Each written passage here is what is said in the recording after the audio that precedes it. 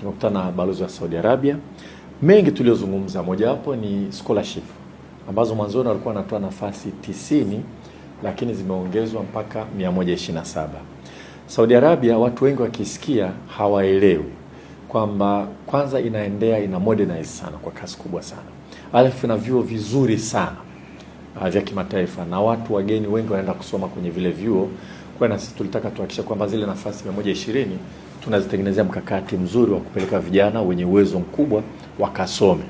Katika ule mpango wa kupeleka vijana wengi kwenda kusoma nje. Mazungumzo yetu yalikuwa mazuri sana.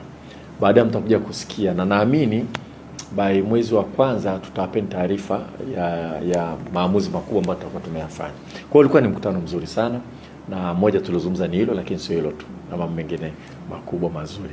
Na round za kukutana mabalozi kwa ajili ya kujenga mahusiano ya kielimu zinaendelea.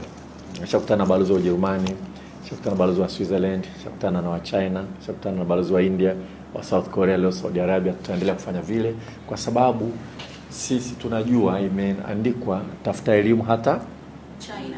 Yaani maana yake tafuta hata ugaibuni huko kupata elimu kwa ajili ya kuendeleza nchi yako.